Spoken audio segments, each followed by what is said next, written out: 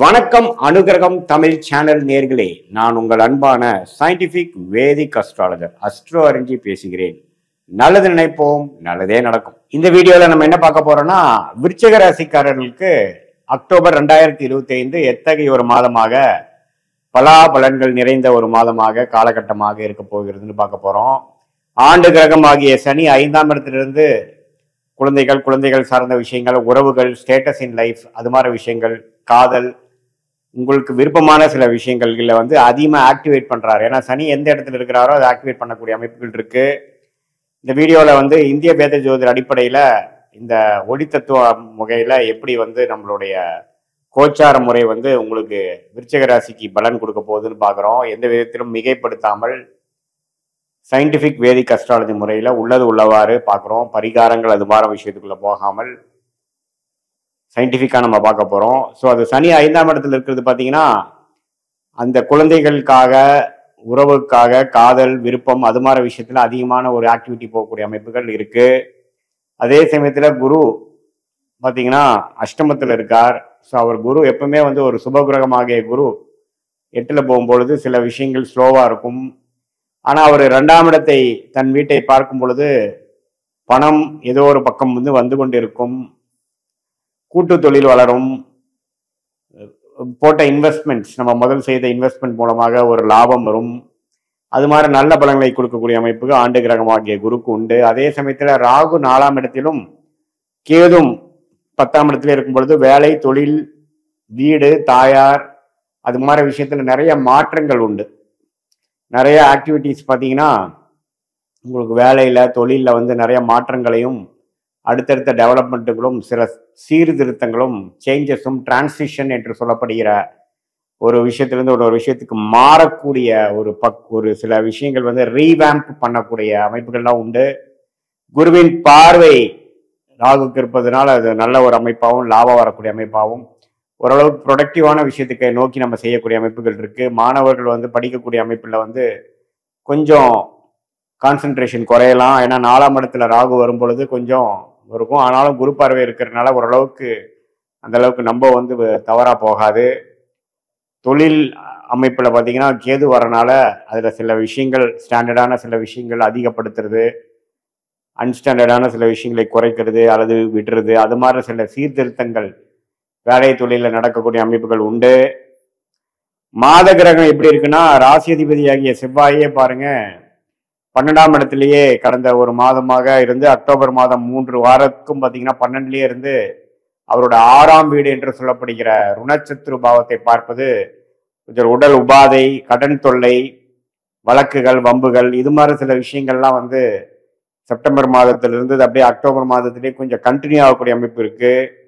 ஒரு 6ஆம் வீட்டு அதிபதி திசையோ 8ஆம் வீட்டு அதிபதி திசையோ சுமாரான தசைகள் நடந்து கொண்டு இருக்கக்கூடிய விருச்சிக ராசிக்காரர்கள் கொஞ்சம் கவனமாக இருக்க வேண்டும். ஏன்னா ராசி அதிபதி 6க்கு கனெக்ட் ஆகிறார்.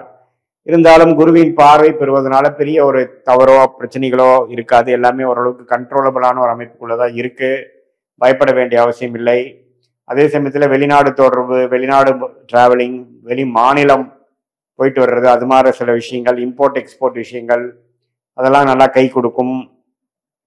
அதே சமயத்துல சூரியன் பாருங்க 10ஆம் இடத்திலேயே முதல் 2 வாரம் இருந்து நல்ல தொழில் மேன்மை, தொழில் விஷயங்கள்ல கொஞ்சம் நெக்ஸ்ட் லெவல் ஆஃப் இம்ப்ரூவ்மெண்ட்டை நோக்கி சில செயல்பாடுகளை செய்வது, வேலையிலையும் ஒரு சின்ன ஒரு பெனிஃபிட்ஸ், ஒரு ப்ரமோஷன் வரக்கூடிய அமைப்புகள் இதெல்லாமே உண்டு. அதே சமயத்தில் மாதத்தின் கடைசி 2 வாரத்துல சூரியன் 11ஆம் இடத்துக்கு வருவது பார்த்தீங்கன்னா, அதாவது 11ஆம் இடத்திலிருந்து 12ஆம் இடத்துக்கு வரும் பொழுது பார்த்தீங்கன்னா கொஞ்சம் விரயங்கள், சுப விரயங்கள், சுக்கிரனும் 12க்கு வரார். ஸோ சுப விரயங்களும் உண்டு. மாதத்தின் இறுதி 2 வாரங்கள் விரயங்கள் அதிகமாக இருக்கக்கூடிய அமைப்புகள் உண்டு. ஸோ அதுக்கு தகுந்த மாதிரி சில ஃபினான்ஷியல் பிளானிங் பண்ணிக்கங்க. சுப செலவுகளாக இருந்தால் பரவாயில்லை. தேவையற்ற செலவுகளாக இல்லாமல் உங்களுக்கு எதிர்காலத்துக்கு வேண்டக்கூடிய உங்களுடைய வசதி வாய்ப்புகளை பெருக்கிக்கூடிய ஒரு செலவுகளாக இருக்கும் பட்சத்தில் தவறு இல்லை. ஸோ அது மாதிரி ஒரு அமைப்புகள் இருக்காங்கிறது நீங்க பார்த்துக்குங்க. அதே சமயத்துல செவ்வாயே மாதத்தின் இறுதியில ராசிக்குள்ளேயே வருவது இன்னுமே ராசி வலுவடைகிறது. ஸோ நம்ம என்ன செய்ய நினைக்கிறோமோ அதுல ஒரு உத்வேகமும், அதுல வேணுங்கிற ஒரு கிளாரிட்டியும், அது செயல்படுத்தக்கூடிய ஒரு அமைப்பும் வரக்கூடிய அமைப்பு இருக்கு. ஸோ மாணவர்களாக இருந்தாலும் சரி, டெக்னிக்கல் துறையில் ஒர்க் பண்ணிட்டு இருக்கக்கூடியவர்களாக இருந்தாலும் சரி, கிரியேட்டிவ் ஃபீல்டில் இருக்கக்கூடிய தொழில் முனைவோராக இருந்தாலும் சரி, நல்ல ஒரு முன்னேற்றம் நிறைந்த ஒரு மாதமாக விருச்சிக ராசிக்காரர்களுக்கு குறிப்பாக சொல்ல போனால் செகண்ட் அண்ட் தேர்ட் வீக் சில விஷயங்கள் பாசிட்டிவாக நடக்கக்கூடிய அமைப்புகள் உண்டு. குருவின் பார்வை புதன் மேலேயும் சூரியன் மேலேயும் விழுவது மிகவும் நன்று. சில நிபுணத்துவம், சில டெக்னிக்கல் விஷயங்கள், சில ஆதாயங்கள் பெறக்கூடிய அமைப்புகள் உண்டு. அதே சமயத்தில் மீடியா துறை அது மாதிரி விஷயத்தில் இருக்கிறவங்களுக்கும் ஒரு உங்களுடைய விஷயங்கள் வெளியில் பிரபலியமாகக்கூடிய அமைப்பு உண்டு. ஸோ ஒரு வகையால் பார்த்தீங்கன்னா ஒரு இடத்துல சில செலவுகள் இருந்தாலும் சில நேரத்தில் நல்ல ஒரு க்ரோத்தும் பெனிஃபிட்ஸும் உங்களுடைய செயல்பாடுகள் மற்றவங்களால்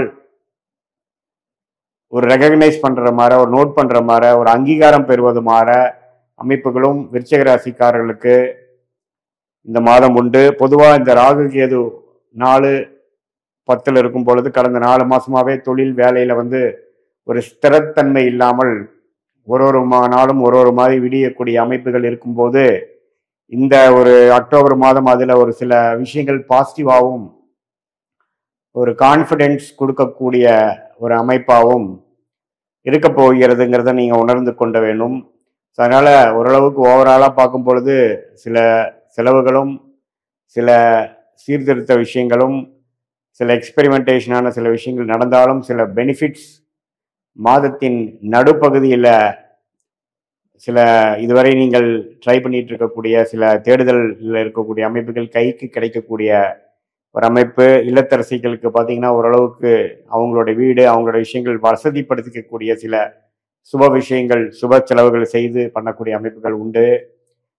வெளிநாடு, வெளி மாநிலத்தில் அதிகமாக போய் தொழில் வேலை செய்து கொடுக்கிறவங்களுக்கு நல்ல ஒரு முன்னேற்றம், இம்போர்ட் எக்ஸ்போர்ட் பண்ணுறவங்களுக்கு நல்ல ஒரு முன்னேற்றம், அது மாதிரி விஷயங்கள்லாம் கண்டிப்பாக விருச்சிக ராசிக்காரர்களுக்கு ஓரளவுக்கு நன்றாக இருக்கக்கூடிய ஒரு மாதமாக தொழில், வேலை எல்லாத்துலேயுமே ஒரு மாறுதல் இருக்கக்கூடிய இந்த நேரத்தில் ஒரு சில விஷயங்கள் பாசிட்டிவாக வரக்கூடிய அமைப்புகள் இருக்கு. உடல் உபாதைகள் மட்டும் கொஞ்சம் கேர்ஃபுல்லாக இருக்கணும். ஏன்னா 6ஆம் இடம் வலுக்குது.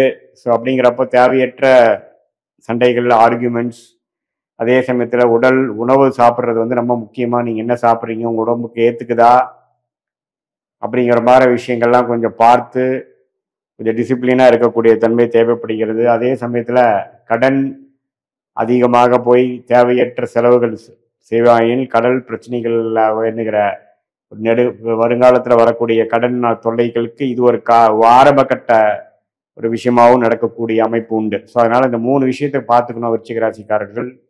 இது ஒரு பொதுவான பலனை தவிர உங்களுடைய ஜென்ம ஜாதகத்தில் நீங்கள் எப்படி பிறந்த தேதி, பிறந்த நேரத்தில் எப்படி பிறந்திருக்கீங்க பொறுத்து என்ன தசாபுக்திகள் போயிட்டு கொண்டிருக்குன்னு வைத்து அடுத்த வரக்கூடிய காலகட்டங்கள் எப்படி எந்த மாதிரி திட்டங்கள் எடுக்க முடியுங்கிறது நம்ம சயின்டிபிக் வேதிக் அஸ்ட்ராலஜி முறையில் துல்லியமாக எடுத்து அதன் மூலமாக நீங்கள் வாழ்க்கையில திட்டமிட்டு நீங்கள் செயல்படுவே ஆனால் கண்டிப்பாக நீங்கள் வாழ்க்கையில் வெற்றி பெற முடியும். இந்திய வேத ஜோதிடம் சயின்டிஃபிக்காக நம்ம பார்க்கும் பொழுது எதையுமே மிகைப்படுத்தாமல், மூட நம்பிக்கையில போகாமல், பரிகாரங்கள் அது மாதிரி விஷயத்துக்குள் போகாமல் கரெக்டான ஒரு முடிவு எடுத்து அது தகுந்த மாதிரி வாழ்க்கையில் வெற்றி பெற முடியும் என்பதை நீங்கள் புரிந்து கொள்ள வேண்டும். மீண்டும் மற்றொரு காணொலியில் சந்திப்போம்.